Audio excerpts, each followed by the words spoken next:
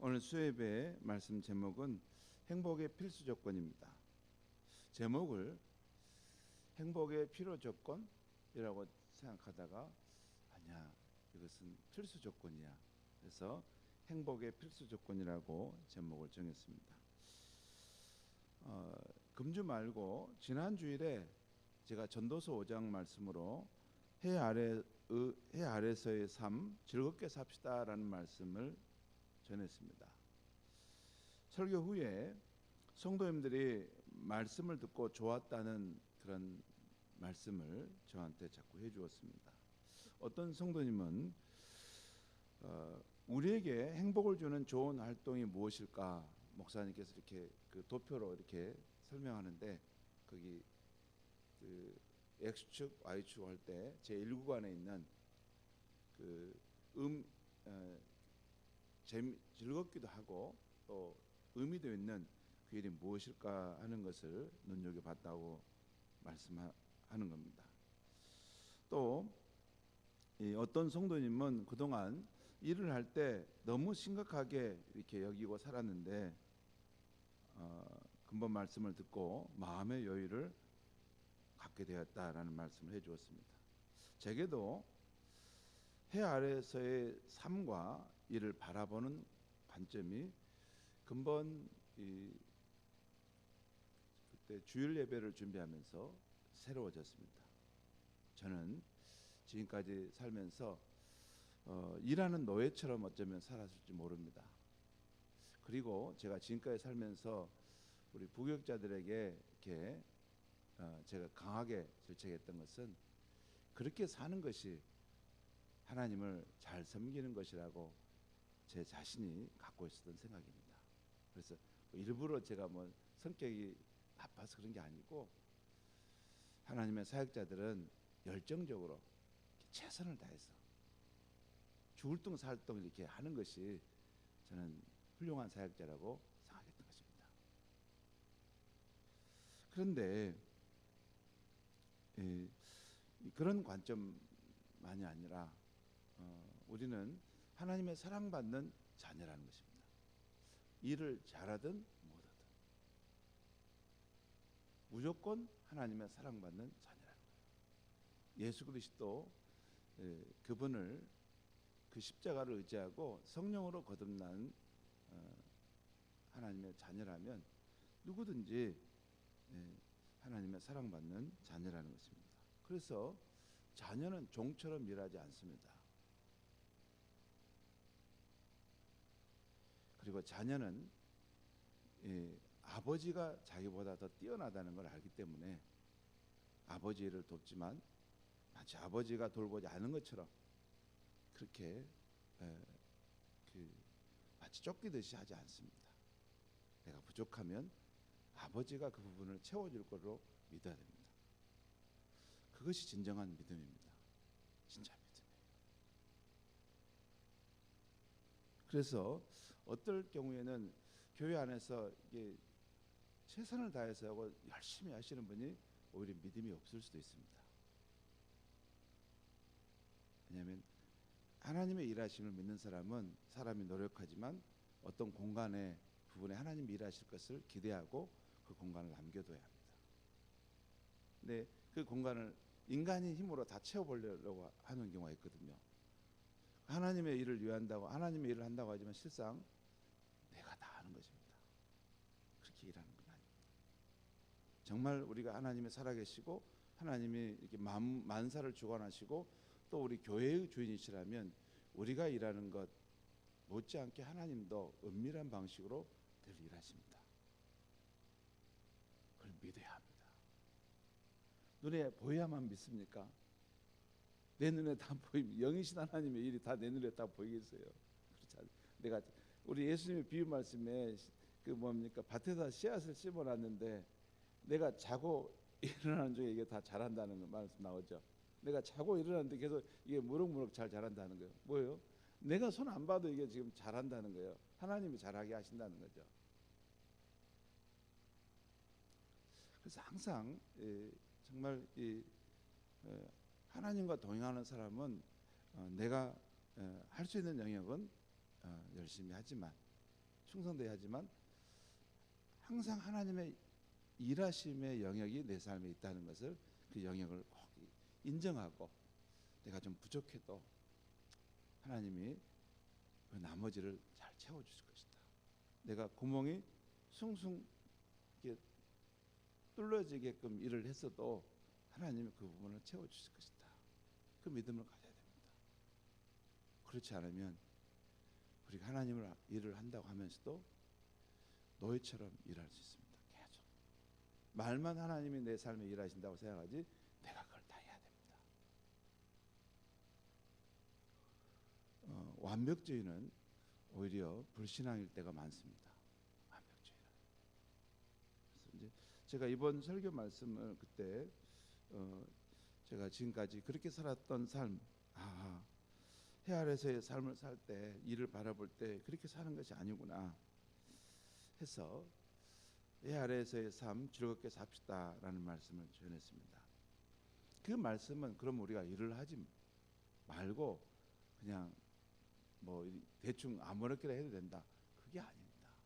균형 있게 살자는 거예요. 균형 있게, 균형 있게 일을 열심히 하되 우리가 하나님의 사랑받는 자녀이고 하나님의 일하심도 있기 때문에 그 우리 삶에 여유도 갖고 또 하나님의 그런 역사하심을 그런 더 크게 멀리 바라보면서 늘 하나님을 신뢰하는 마음, 하나님 나라를 신뢰하는 마음으로 살다 가는 것입니다. 여러분, 우리가 사는 당대에 하나님 나라가 임할까요?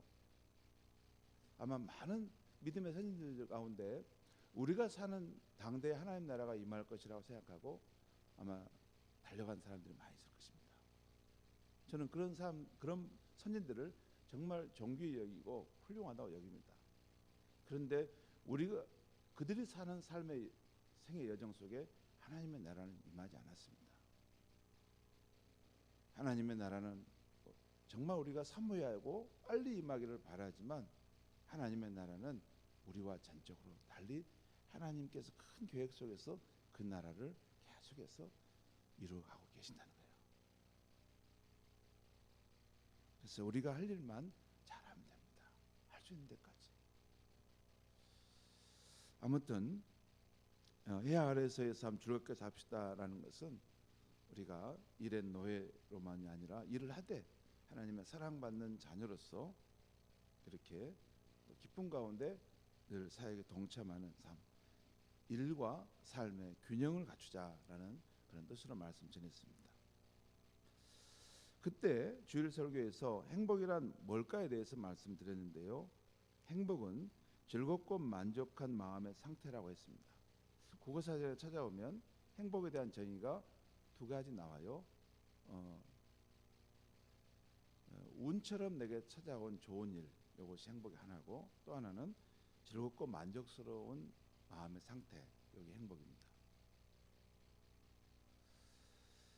네, 첫 번째 그 부분은 또 다른 관점에 난 설명해야 되는데 아무튼 행복은 즐겁고 만족스러운 마음의 상태라고 이렇게 심리학자들도 국어 사전에도 그렇게 번역하고 있어요. 그런데 참된 행복이 되려면 이 즐겁고 만족한 마음의 상태, 여기에다가 하나 더 필요하다는 말씀을 드리려고 합니다. 여러분, 내가 즐겁고 만족스럽기만 하면 우리는 행복할까요? 여기 하나 더 필요한데 그것은 곧 의미 있는 삶이 있어야 합니다. 인간만은 동물과 달라서 이렇게 의미 있는 삶을 발견하지 못하면 지루하고 또 아무리 즐거운 일이 있어도 그것을 고통으로 느낍니다. 그런데 내 삶의 의미를 발견하면 비록 내가 이 가난하고 또한 어떤 수고와 고생의 순간 속에서도 그 의미를 발견하면 인생이 행복해요. 그렇잖아요. 그 밖에서 이렇게 그 파지를 줍고 다니는 그 아버지든지 또는 청소하는 아버지를 하더라도 내가 번 이 수입으로 내 아들이 대학을 가서 앞으로 꿈을 펼쳐가고 이루는 그 일을 할 것이다 하는 그런 내 노동의 의미를 발견하면 그것은 고된 일이 아니라 행복한 일이죠. 그러잖아요. 내가 길거리에서 파지를 줍고 또 길거리에 청소하는 이런 일을 하지만 여기서 얻은 수입으로 우리 아들이 정말 번듯한 대학을 나와서 앞으로 이 사회 훌륭한 인물이 될 것이다 하는 그 의미를 발견하면 그 일이 고되겠어요. 의미를 발견하는 것이 중요합니다. 의미 있는 삶이 있어야 되는 거예요. 아무리 내 마음이 즐겁고 만족해도 의미 있는 삶이 없으면 우리는 참된 행복을 누리지 못합니다. 뭐 맛있는 이렇게 음식을 먹고 좀 편안한 삶을 살고 내가 누리고 싶은 거 다 누린다고 해서 행복한 것만 아니에요.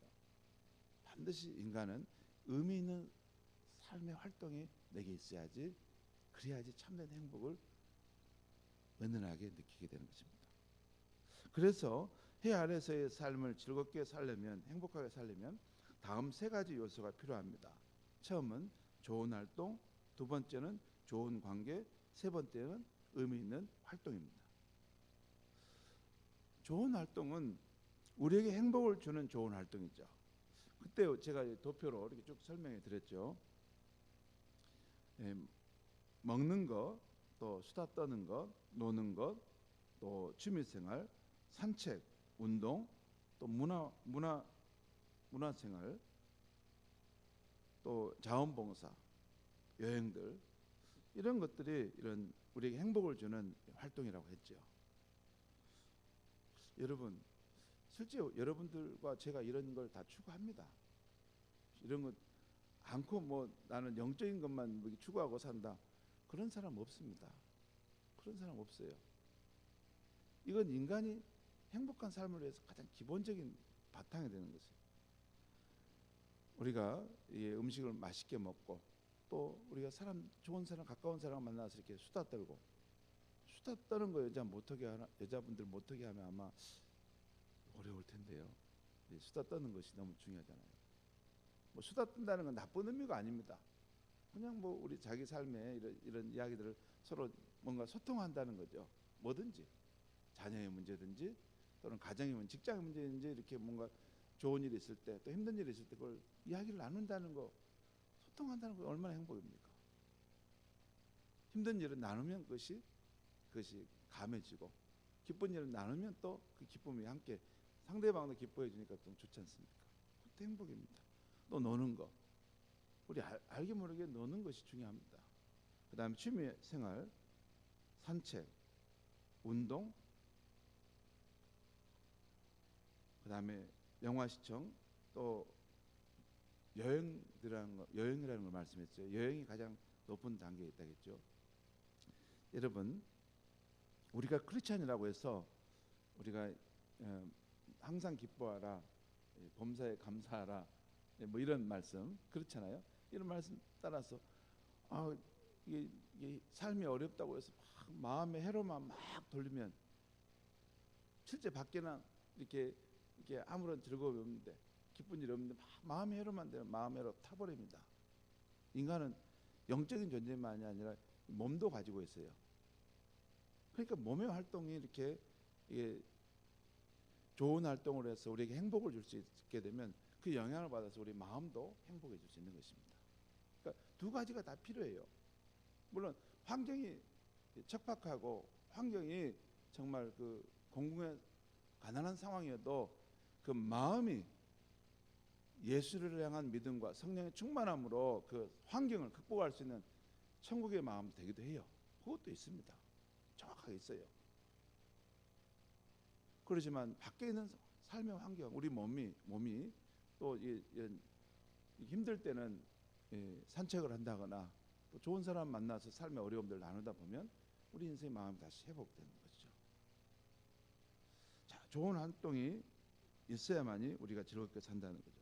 두 번째는 좋은 관계입니다. 우리에게 행복을 주는 이 사람과의 친밀한 만남이 중요합니다. 가족, 친구, 교우, 이런 분들과 정기적인 만남이 중요합니다. 이것도 우리가 크리스천으로 교회 와서 뭐 영적인 것만 우리는 추구하니까 이런 거 없습니다. 그렇지 않습니다. 이거 있어야지 이거 삽니다. 가족 안에서의 그런 친밀함이 있어야지 행복하죠. 또 친구들과의 또 교우들과 관계가 불편하면 어찌 행복할 수 있겠습니까? 즐거운 삶이 될 수 있겠습니까? 저게도 이 순천에 이 담임 목사님들과 함께 만나는 멋진 모임이 제가 있습니다. 정말로 서로 우정과 또 신뢰를 나눌 만한 멋진 목사님들이 있습니다. 그래서 깊은 서로의 신앙에 대해서, 또 목회의 꿈에 대해서, 또 어려움과 힘든 상황에 대해서 서로 삶을 나눕니다. 그 만남이 있어요. 그것이 제게 얼마나 큰 행복인지 모릅니다. 언제가 날짜가 되지? 제가 한 번씩 그 날짜를 봅니다. 한 달에 한 번씩 모이거든요. 우리도 마찬가지. 여러분도 그 만남이 있어야 되죠. 이런 좋은 관계. 그 다음에 세 번째는 의미 있는 활동입니다. 우리에게 행복을 주는 의미 있는 활동들이 있어야만이 해 아래에서의 삶을 우리가 즐겁게 살 수 있는 것이죠. 우리가 맛있는 음식을 먹을 때도 즐겁습니다. 우리가 석양이 물드는 아름다운 풍경을 볼 때도 즐겁습니다. 또 우리는 좋은 사람과의 친밀한 교제도 즐겁습니다. 하지만 우리는 무엇인가 의미 있는 활동을 할 때 우리는 행복감을 느낍니다. 여기 의미 있는 활동이란 나를 통해서 세상에 더 나아졌다고 여겨지는 활동입니다. 나를 통해서 내 주변의 사람과 이웃이 행복함을 느껴졌다고 여겨지는 활동입니다. 이 부분도 중요합니다. 우리가 복음을 전하는 것도 이게 다 절차적으로 나가는데, 기본적으로 내 주변의 사람과 이웃에게 행복을 주는 삶이 없는데, 항상 만나면 무슨 비판하고, 항상 만나면 뭐 따지고, 항상 만나면 율법적으로 정죄하고, 그런데 누가 마음을 열고 그 사람이 전하는 복음을 들을 수 있겠습니까?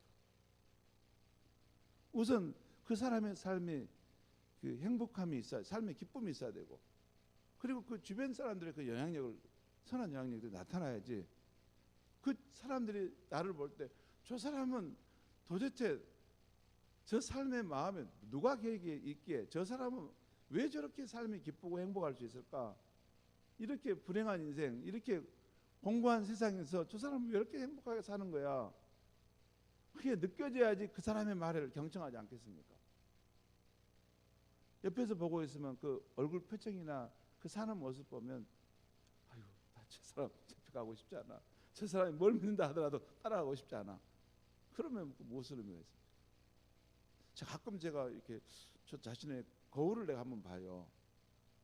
거울을 일부러 자꾸 내 얼굴을 한번 봐요. 사람들이 나를 볼 때, 이게 내 얼굴을 볼 때 온화하고, 이렇게 내가 무엇을 말할 때 마음을 열 수 있을 만한 그런 얼굴일까? 아니면 너무 굳어 있지 않을까? 딱딱하지 않을까? 경직돼 있지 않을까? 뭐 중요하죠. 그 영향력을 통해 사람이 마음의 문을 열고 이 복음의 길을 따라 들어올 수도 있는데,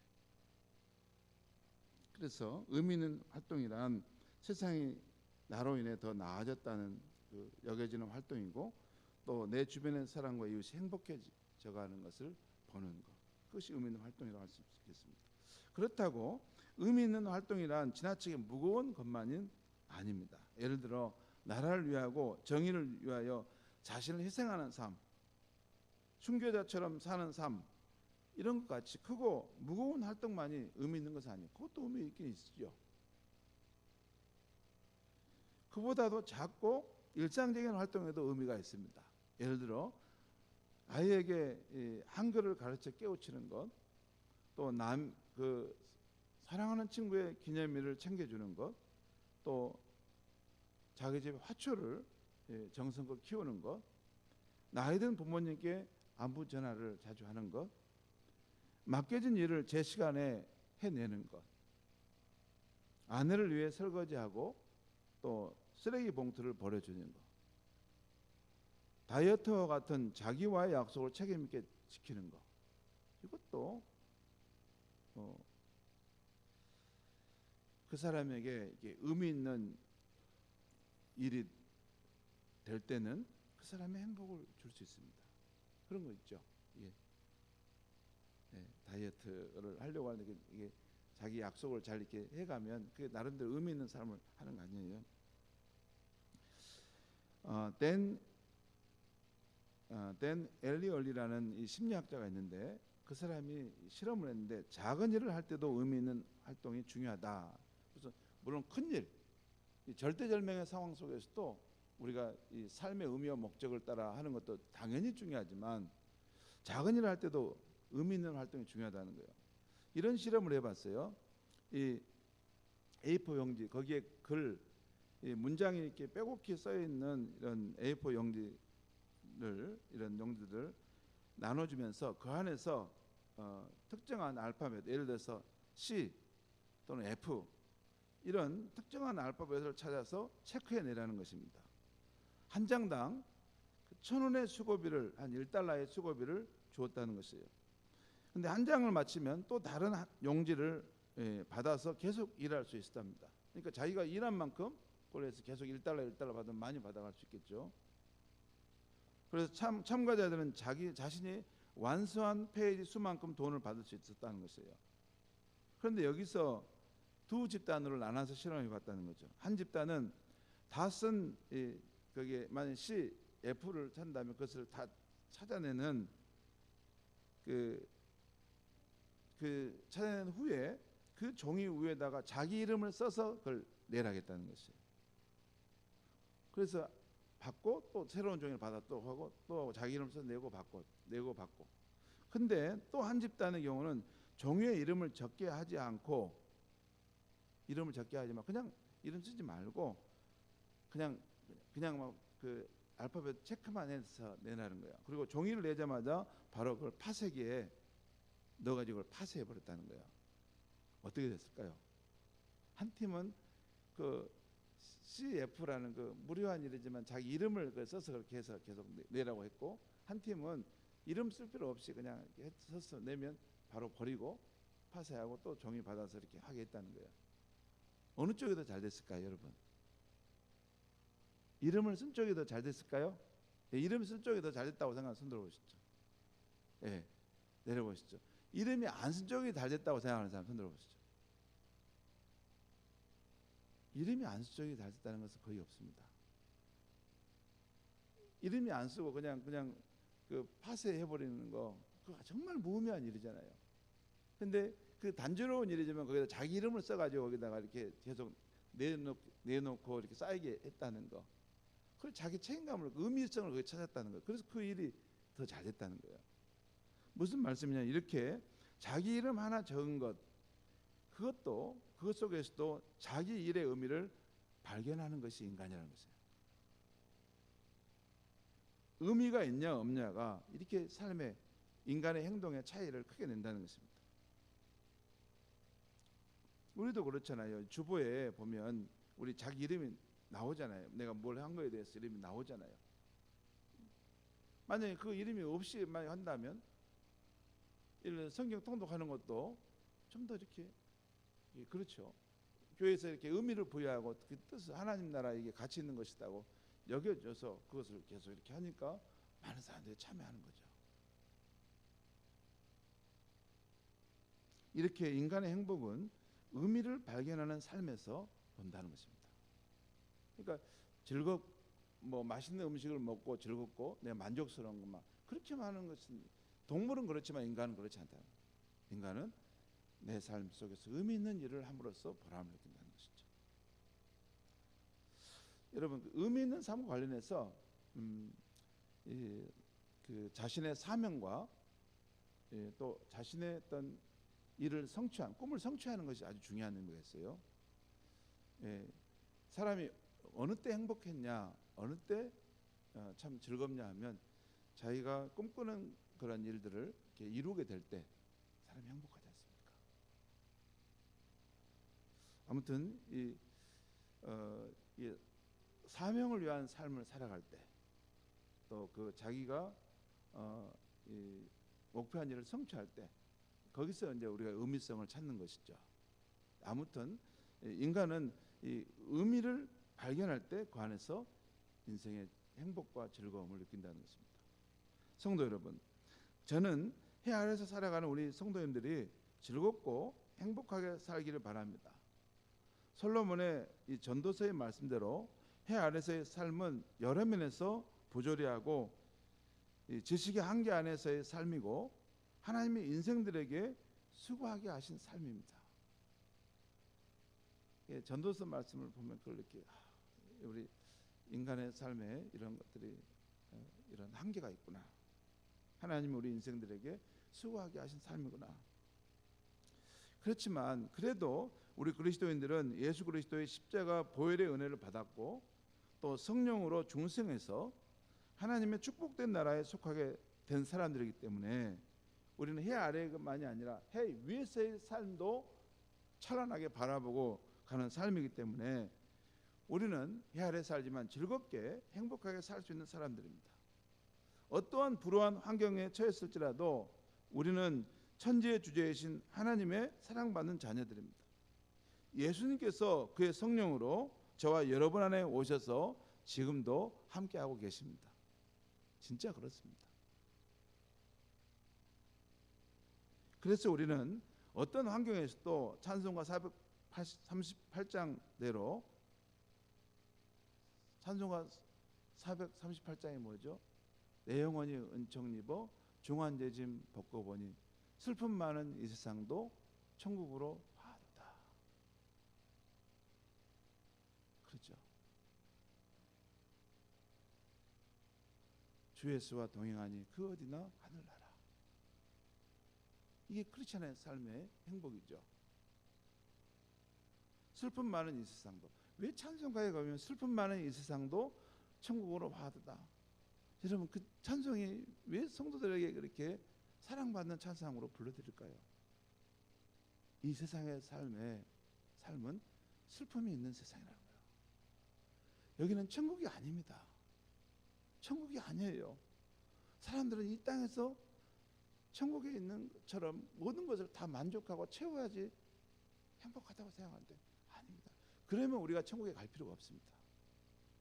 왜? 이 땅에서 다 만족하는데 천국에 갈 필요가 없고 하나님 나라가 이 땅에 임하기를 사모할 필요가 없는데 그렇지 않습니까? 왜 하나님 나라를 사모해요? 여기서 우리가 사는 삶이 천국에 다 이미 다 만족하고 다 즐겁고 다 슬픔도 없고 온전히 다 만족하고 행복하는 삶만 있는데, 여러분, 삶의 진실은 이 세상의 삶은 부조리한 삶이고 하나님 말씀한 대로 하나님이 수고하게 하신 삶이고 이 세상엔 수고와 슬픔이 있는 삶이에요. 뭔가 우리가 기쁨을 누리고 뭔가 행복을 누리지만 약간 희미하게 슬픔의 이 선이 지나가요. 그것이 인생의 삶입니다. 완전한 행복은 우리 예수님과 함께 하나님 나라에서 누리게 될 것이에요. 그래서 우리가 하나님 나라를 소망하는 거예요. 나그네 인생길을 갈 때 하나님 나라를 소망하는 거예요.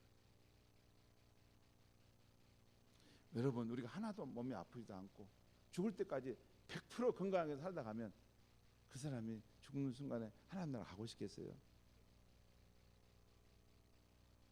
자기가 쫓아오니 하나님 나 여기 계속 더 이 건강하게만 살게 해주세요. 그렇게 하지 않겠습니까? 아닙니다. 하나님 지혜로우신 분이기 때문에 우리의 생의 날들이 지나갈수록 몸이 쇠락하고 병들고 연약하게 하셔서 하나님 나라에 대한 그 사모함이 간절해지게 하셔서 우리의 영혼을 데려가시는 거예요.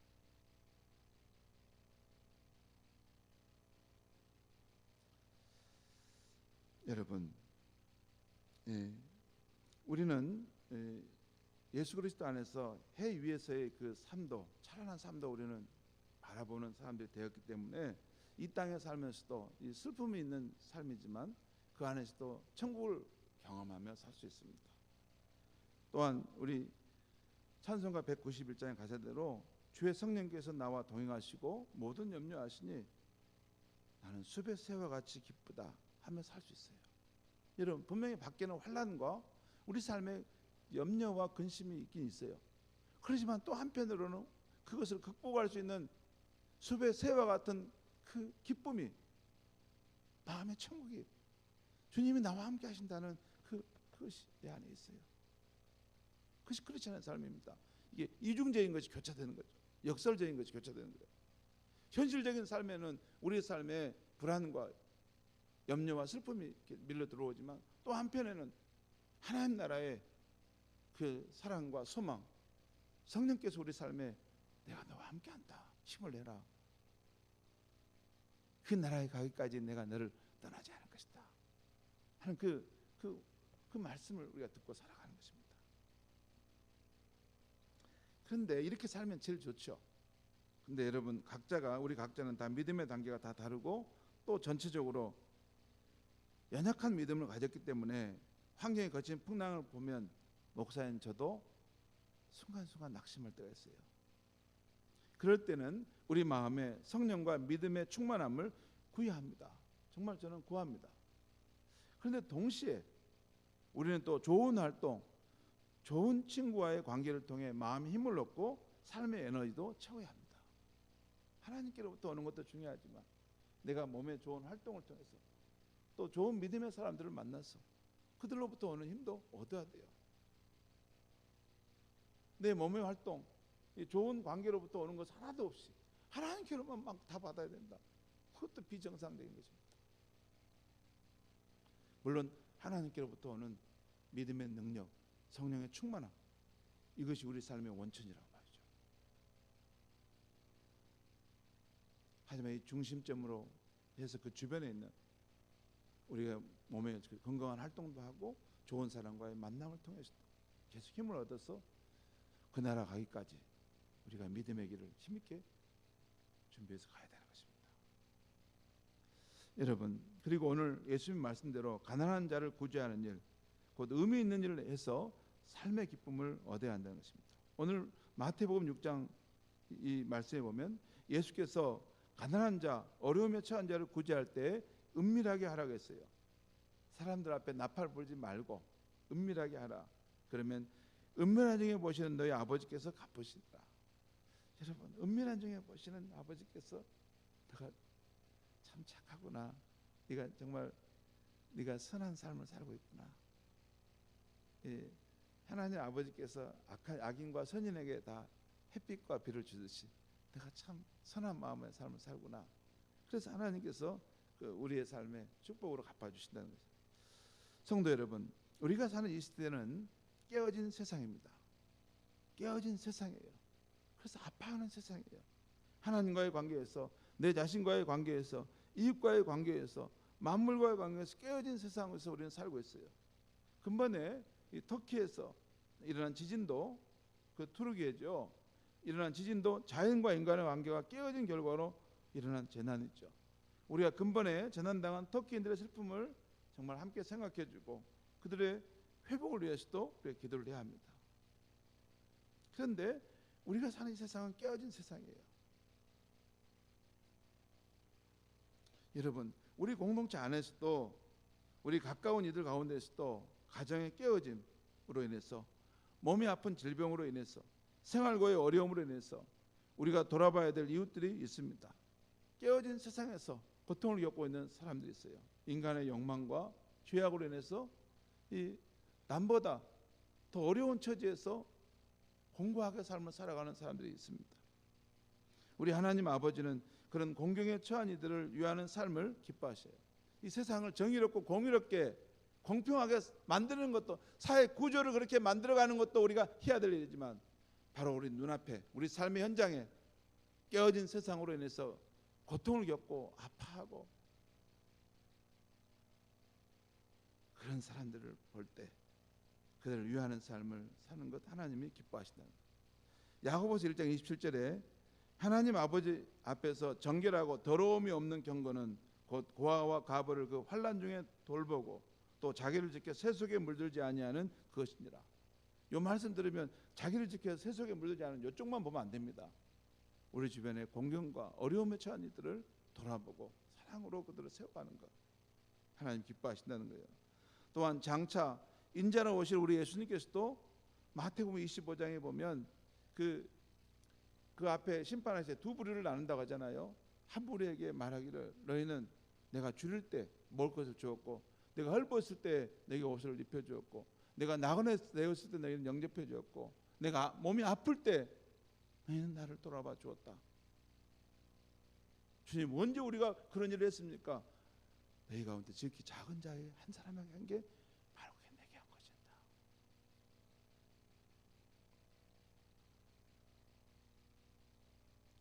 우리 예수님도 그 우리 주변에 깨어진 세상에서 고통받는 우리 형제들, 이웃을 향해서 그들을 위해서 우리가 선한 일을 하는 것, 은밀하게 구제하는 것, 돕는 것, 이것을 기뻐하시는 거예요. 지난번 크리스마스 때, 작년 크리스마스 때 여러분 우리가 사랑의 선물 박스를 준비해서 나눠주자고 했죠. 여러분 어디 책에서 본 것도 아니고 제가 크리스마스를 준비하다가 크리스마스를 가만히 생각하니까 우리가 하늘로부터 오는 예수님이 뭘 받는 것만 생각하는 것을 봤어요. 근데 그건 크리스마스 정신이 아니었어요.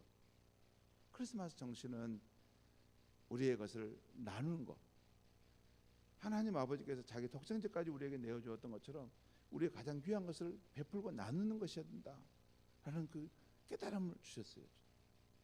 그래서 사랑의 나눔이 있는 곳에 하나님께서 계시도다라는 말씀을 전했고, 제가 사랑의 선물 박스를 제가 한 12개인가를 아마 준비했을 거예요. 그래서 개척교회 목사님 3개, 또 우리 성도님들과 또 주변에 어려운 이웃들에게 한 그렇게 해서 9개.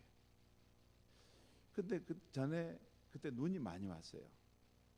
근데 제가 차 타고 다니면서 일일이 찾아다니면서 그걸 전해드렸어요. 제가 무엇을 말씀하려고 하냐면, 목사는 말만 하잖아요. 말씀만 전하잖아요. 근데 그렇게 하고 싶지 않았어요. 정말 크리스마스 정신을 따라 내 가진 것을 한번 나눠주면 얼마나 좋을까. 그렇게 했더니 그날 밤에 아니면 얼마 동안 참 행복했습니다. 어려운 사람들에게 내 가진 것을 나눠주는 거. 특별히 개척교회 목사님이 너무 그걸 행복해하고, 아니 목사님이 어떻게 이걸 준비해 오셨냐고. 여러분, 하나님 나라 우리가 백성으로서 그 기쁨을, 행복을 누리는 것은 우리가 그 자녀답게, 백성답게 거기에 자녀다움의 그런 행위를 해야 돼요. 그러면 하나님께서 우리 마음에 기쁨을 주십니다. 여러분 거기 보니까 이 의미는 언제 나오냐면, 우리가 무슨 행위를 할 때 그 자기다움의 행위를 해야 돼요. 우리는 하나님의 자녀잖아요. 예수님을 따른 제자잖아요. 그럼 예수님의 선을 행하셨던 것처럼, 항상 선한 일을 이렇게 주변의 이웃에게 행했던 것처럼 우리도 그렇게 살 때 그 일의 보람을 느끼고 일의 의미를 발견한다는 거예요. 성도 여러분, 해 아래서의 삶을 살 때 우리 성도님들 꼭 저는 즐겁고 행복하게 살기를 바랍니다. 좋은 활동, 그런 좋은 친밀한 관계를 잘 세워가십시오. 거기서부터 오는 행복을 누리시기 바랍니다. 뿐만 아니라 의미 있는 일을 하는 것인데, 오늘 우리 예수님께서 말씀하신 대로 우리 주변에 공경에 처한 사람들, 어려운 사람들, 특별히 몸이 아픈 사람들, 이런 사람을 위해서 여러분 간절히 기도해주고 또 찾아가주고, 눈물 흘리고 외로운 처지에 있는 사람들 있습니다. 여러분, 그런 사람들에게 손 한번 내뻗어서 손을 따뜻하게 잡아주고, 밥 한번 내가 사고 싶은데 같이 밥이나 먹으러 갑시다. 그거 그것도 의미 있는 일입니다. 그렇게 하면 오늘 주님께서 말씀하신 대로 은밀한 중에 보시는 아버지 하나님께서 우리에게 갚아주신다는 거예요. 거기에 깨어진 세상을 치유하는 길이 있고, 또한 하나님께서 은밀하게 준비하시는 그런 행복한 삶이 있는 줄 믿습니다. 기도하겠습니다. 하나님 아버지, 오늘 이 밤에 우리의 삶에 행복의 필수 조건인 의미 있는 삶에 대한 말씀을 들었습니다. 하나님, 우리가 하나님의 사랑받는 자녀로 하나님의 나라와 그 일을 돕지만, 또한 우리가 즐겁고 행복하게 살기 원하시는 하나님의 마음을 다시 알게 하심을 감사합니다. 또 무엇보다도 우리가 하나님의 자녀답게, 백성답게 거기에 합당한 의미 있는 일들을 늘 우리가 해가되, 오늘 주신 말씀대로 우리 주변에 공경에 처하고 어려움에 처하고 또 깨어진 세상에서 슬픔과 외로움 가운데 있는 사람들이 있을 때 주의 이름으로 찾아가 그들에게 선한 일을 베풀고 사랑을 베풀고 섬김과 나눔을 베풀어서 하나님의 그 주시는 그런 세상을 치유하고 회복하는 삶을 살 뿐만 아니라 하나님이 주시는 그 은밀한 행복을 누리며 살아가는 우리가 되게 하여 주시옵소서. 예수님의 이름으로 기도합니다. 아멘. 주신 말씀 기억하며 우리 행복